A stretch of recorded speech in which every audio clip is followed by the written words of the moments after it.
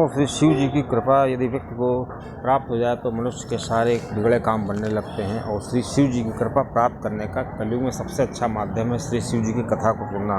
और श्री शिव जी की कथा को सुनने से मनुष्य के मन में जो काम, क्रोध, लोभ, मोह के जो विकार होते हैं वो अपने आप नष्ट होने लगते हैं और व्यक्ति जो होता है वो ईश्वर के करीब आने लगता है। दोस्तों, मनुष्य जो होता है अपने धन का कैसे उपयोग करे कि उसको स्वर्ग की प्राप्ति हो, और मनुष्य अपने धन का किस प्रकार उपयोग करके नरक में जा सकता है, और मनुष्य अपने जीवन में सुख की प्राप्ति क्यों नहीं कर पाता है, इसी पर आधारित ये वीडियो है। दोस्तों, मैं आपको जानकारी अच्छी लगे तो चैनल सब्सक्राइब करिएगा और बेल आइकन दबाइएगा, जिससे आपको नई नई जानकारियाँ मिलती रहें। दोस्तों, एक बार श्री पार्वती जी, श्री शिव जी बैठे हुए थे तो श्री पार्वती जी ने कहा कि हे प्राणनाथ, बहुत दिनों से मेरे मन में ये प्रश्न उठ रहा है, क्योंकि जब भी मैं पृथ्वी लोक की, मृत्यु लोक की तरफ देखती हूँ तो मुझे कुछ चीज़ें बहुत कॉमन दिखाई देती हैं। मैं देखती हूँ कि अक्सर लोग जो होते हैं अपने धन का इस प्रकार प्रयोग करते हैं कि वो नरक के भागी बनते हैं, और कुछ लोग उस धन का प्रयोग करते हैं तो वो उनको पुण्य मिलता है, और कुछ लोग का धन व्यर्थ हो जाता है, ना तो उनको पाप मिलता है ना पुण्य मिलता है। और एक प्रश्न ये है कि मनुष्य जो है ऐसा क्या करता है कि उसको पूर्ण रूप से सुख नहीं मिल पाता है। दोस्तों, श्री शिव जी ने कहा, हे प्रिय, ये तो बहुत ही दिलचस्प विषय है, मैं भी बहुत दिन से सोच रहा था इस पर। अब आपको मैं पूरी जानकारी देता हूँ कि क्यों जो होता है मनुष्य मतलब किस तरह अपने पैसे का उपयोग करे, धन का उपयोग करे तो वो स्वर्ग को प्राप्त करता है, पुण्य को प्राप्त करता है, और किस प्रकार धन का उपयोग करे कि उसको नरक की प्राप्ति होती है। दोस्तों, श्री शिव जी ने कहा, मैं इसको आपको एक कहानी के माध्यम से, कथा के माध्यम से सुनाऊंगा, समझाऊंगा, अगर आप इसको बहुत ध्यान से सुनिएगा। श्री पार्वती जी ने कहा, हे प्राणनाथ, आपकी भला कथा मैं ध्यान से क्यों नहीं सुनूंगी, क्योंकि ये मेरे दिमाग में प्रश्न उठ रहा है। ये तो श्री शिव जी ने कहा, तो सुनिए ध्यान से। श्री शिव जी ने कहा कि एक गुरु जी हुआ करते थे, उनके 4 शिष्य थे। उन्होंने चारों शिष्यों को एक साथ दीक्षा दी थी, शिक्षा दी थी। जब उनकी शिक्षा पूरी हो गई तो श्री गुरु जी ने कहा कि अब तुम्हारी शिक्षा पूरी हो गई, तुम लोग अपने अपने घर जा सकते हो। तो गुरु जी ने कहा कि मुझे गुरु दीक्षा चाहिए आपसे, और उस गुरु दीक्षा के एवरेज में तुमको मेरा एक काम करना होगा।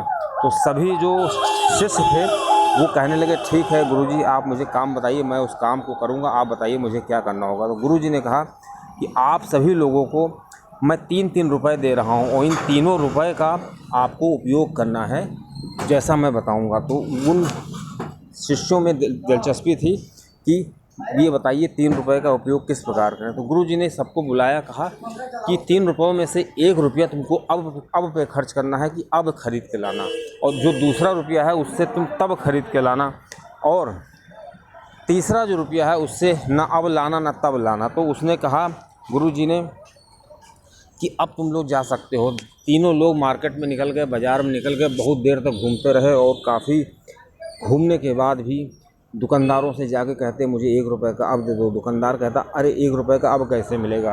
तो वो लोग कहते कि आप, ये तो मैं नहीं जानता, बस मेरे गुरुजी ने कहा कि मुझे अब दे दो। तो दुकानदार कहते कि अब नहीं मिल पाएगा।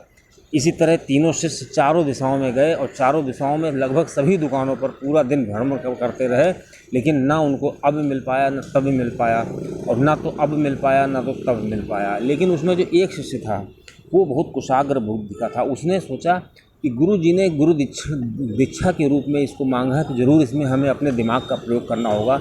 इसलिए उसने सोचा कि क्यों ना हम इसका कुछ ऐसा खरीद लें जिसका हम अब उपयोग कर सकते हैं। तो वो जा रहा था, उसने एक जलेबी की दुकान देखी। उसने जलेबी वाले से कहा, जलेबी क्या रेट में है। उसने कहा, जलेबी 1 रुपये पाव है। उसने कहा, मुझे 1 पाव जलेबी दे दो। उसने 1 पाव जलेबी दी, और वो एक जलेबी लेकर के अपने गुरुजी को देने लगा। गुरुजी से कहने लगा कि आप इस 1 रुपये की जलेबी का अगर उपयोग कर लेते हैं तो ये इससे क्या होगा कि आपको अभी सुख मिलेगा। मतलब इस प्रकार से ये 1 रुपये जो आपने दिया था उसका 1 रुपये का अब हो गया। और गुरुजी ने कहा कि अगर मैं इसका अब उपयोग कर लेता हूँ तो जो दूसरा रुपया था उसका क्या हुआ। तो उस शिष्य ने कहा, कुशाग्र बुद्धि वाले ने, कि मैंने उस रुपये का, एक जगह हवन हो रहा था, एक धार्मिक कार्य हो रहा था, मैंने उसमें दान दे दिया। इस प्रकार जो वो 1 रुपया हमने दान दिया है धार्मिक कार्य में, वो हमें तब मिलेगा जब हम स्वर्ग की तरफ जाएंगे। मनुष्य जब धार्मिक कार्य में अपना योगदान देता है, धन का, अपने धन का उपयोग करता है, तो वो धन उसको उस समय मिलता है जब वो स्वर्ग की तरफ जाता है। तो गुरुजी ने कहा ठीक है, अब तुमने जो तीसरा रुपया उसका क्या किया? तो उसने कहा तीसरा रुपया तो मैंने अपने दिमाग से कार्य किया। मैं एक वैश्यालय की तरफ जा रहा था, तो वहाँ पे एक वैश्या थी, मैंने उससे प्रसन्न होकर उसको दे दिया। अब उस वैश्या को जो मैंने रुपया दिया, उससे ना तो हमको अब मिल सकता है, ना तो हमको तब मिल सकता है, दोनों ही व्यर्थ रहे। गुरुजी ने जब उसकी कुशाग्र बुद्धि को देखा तो उसको, गुरुजी को बहुत अच्छा लगा। गुरुजी को लगा कि मैंने जो दीक्षा दी है उसमें वो सफल रहा है और अपनी बातें जो कह रहा है बिल्कुल सही कह रहा है। अब श्री शिव जी पार्वती जी से कहते हैं कि देखिए हे प्रिय, अगर व्यक्ति सब कुछ होते हुए भी अपनी बुद्धि का प्रयोग नहीं करता है तो वो अपने जीवन में असफल रहता है और अपनी उपलब्धियों को हासिल नहीं कर सकता है। जिस प्रकार सभी शिष्यों को गुरुजी ने साथ ही में शिक्षा दी थी, लेकिन उसमें जो कुछ शिष्य थे वो काफ़ी कुशाग्र बुद्धि के थे और उन्होंने उस समस्या को अपने बुद्धि से सुलझाया, जबकि वही शिक्षा जो और शिष्यों को दी गई थी वो उस समस्या को नहीं समझ पाए। इसी तरह मनुष्य का जीवन होता है। मनुष्य अपने जीवन में यदि बुद्धि का प्रयोग नहीं करता है तो उसके जो उसने शास्त्रों का ज्ञान ले रखा है वो व्यर्थ ही चला जाता है और वो अपने धन का उपयोग सही से नहीं कर पाता है, जिससे कि उसको उसी धन से स्वर्ग भी मिल सकता है और उसी धन से उसको नरक भी मिल सकता है। बस ये डिपेंड करता है कि व्यक्ति जो होता है वो किस तरह से उसका उपयोग कर रहा है। अब दोस्तों, जो श्री शिव जी थे उन्होंने कहा कि इस प्रकार जैसे एक गधा है वो अपने पीठ पर चंदन की लकड़ियां लादे हुए है, तो उस गधे को ये नहीं मालूम है कि चंदन की लकड़ियों की क्या कीमत है, बस वो उनको ढोए जा रहा है। तो व्यक्ति की जो शास्त्रों का ज्ञान कर लेता है लेकिन उस पर अमल नहीं करता है तो उसकी स्थिति उसी गधे की तरह हो जाती है, जो शास्त्रों को तो अध्ययन कर लेता है, शास्त्रों का ज्ञान तो अपने ऊपर रख लेता है, लेकिन वास्तव में उनका महत्व नहीं जानता है। वो नहीं जानता है कि इसका हम कैसे प्रयोग करें। तो श्री पार्वती जी ने कहा ठीक, आप सही कह रहे हैं कि मनुष्य अगर अपने धन का सही प्रयोग करे, अपनी बुद्धि से प्रयोग करे, तभी वो उस चीज़ का सही से प्रयोग कर पाएगा और पुण्य को प्राप्त कर पाएगा। अगर मनुष्य के पास आँख है, देखने के लिए आँख ज़रूरी है, अगर आँख ही नहीं होगी तो वो देख कहाँ से पाएगा। अगर वो कुछ लिखना चाहता है तो उसके लिए हाथ होने चाहिए उसके पास, अगर उसके पास हाथ ही नहीं है तो लिखेगा कैसे। इसी प्रकार अगर वो कुछ बोलना चाहता है लेकिन उसके पास ज़बान ही नहीं है तो बोलेगा कैसे।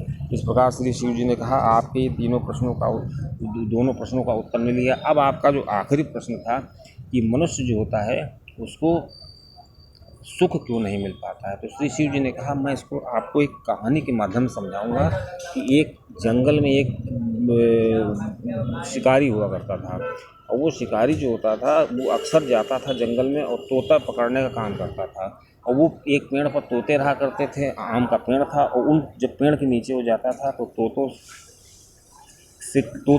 तोते कहीं से सीख आए थे कि बहेलिया आएगा, जाल बिछाएगा, दाना डालेगा और मैं फंसूंगा नहीं। अब वो बहुत असमंजस में पड़ जाता था कि तोतों को मालूम है कि बहेलिया आएगा, हमको पकड़ेगा और हम जाल में नहीं फंसेंगे। वो बहुत परेशान हो गया और चूँकि उस पेड़ में बहुत से तोते रहते थे, अब वो परेशान होकर के एक महात्मा के पास गया। महात्मा से कहने लगा कि मैं तोतों को पकड़ने का कार्य करता हूँ, तोतों का शिकार करता हूँ, तोतों को बेचता हूँ, लेकिन जब मैं उस पेड़ के नीचे जाता हूँ तो तोते कहते हैं कि बहेलिया आएगा, जाल बिछाएगा, दाना डालेगा, लेकिन हम फंसेंगे नहीं। तो गुरु जी ने कहा तोतों को अपना कार्य करने दो, तुम अपना कार्य करो। वो अपना कार्य कर रहे हैं तो अपना कार्य करो, तभी सही रहेगा। तो वो उसी क्रम में वो जो बहेलिया था फिर वहाँ पे गया पेड़ के नीचे, फिर तोतों ने यही कहा कि बहेलिया आएगा और जाल बिछाएगा, दाना डालेगा, हम फंसेंगे नहीं। लेकिन उसको गुरुजी की बात याद आई, उसने जाल बिछाया, दाना डाला और उसने देखा कि कैसे तोते नहीं फंसते हैं। तोते तो केवल सीख लिए थे, उनको अमल करना नहीं मालूम था उस चीज़ को। अब सभी तोते आकर के उसमें फंस गए। उसने जो है बहेलिये ने सभी तोतों को इकट्ठा किया, बांधा और गुरुजी के पास ले गया और गुरु से कहा देखिए गुरुजी, यही वो तोते हैं जो ऐसा कहते हैं। अब जब तोते गुरुजी के सामने गए तो ये भी फिर वही कहने लगे कि बहेलिया आएगा, जाल बिछाएगा, दाना डालेगा, हम फंसेंगे नहीं। तो गुरुजी ने कहा कि देखो ये अपना कार्य कर रहे हैं और तुम अपना कार्य करो, क्योंकि इन्हों को मालूम है ये चीज़, इन्होंने अध्ययन कर रखी है कि बहेलिया आएगा जाल बिछाएगा, दाना डालेगा और फंसेंगे नहीं, लेकिन उनको ये नहीं मालूम है, केवल उन्होंने रट लिया है। इसी प्रकार जो मनुष्य होते हैं शास्त्रों का अध्ययन कर लेते हैं और ज्ञान प्राप्त कर लेते हैं, लेकिन उस ज्ञान का उपयोग करना नहीं जानते हैं। इसीलिए वो अपने जीवन में सुख का भोग नहीं कर पाते हैं। और जीवन में सुख का भोग करने के लिए अर्जित ज्ञान का सही उपयोग बहुत ज़रूरी है, और उसके बाद भगवत कृपा अपने आप हो जाती है।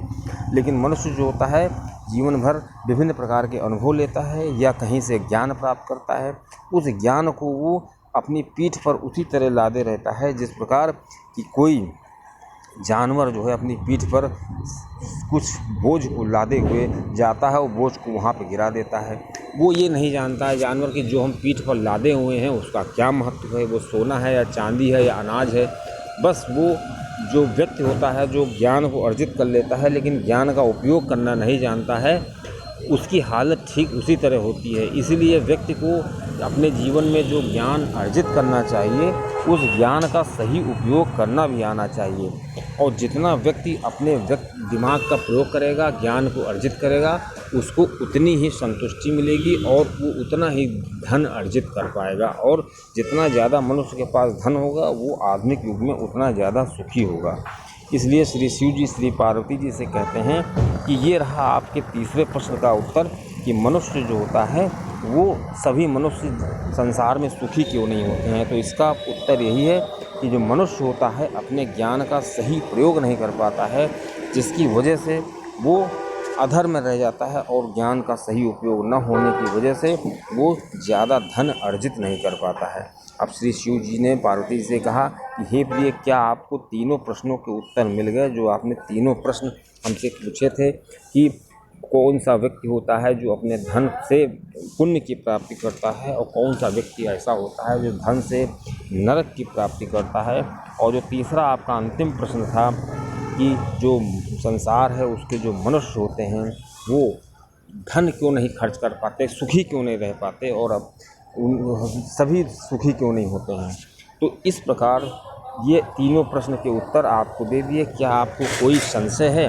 श्री पार्वती जी ने कहा, हे प्राणनाथ, आपने इन प्रश्नों को इस कथा के माध्यम से इतने अच्छे तरीके से समझाया है कि इसको भला कौन नहीं समझ सकता है। जानकारी आपको अच्छी लगी हो तो चैनल सब्सक्राइब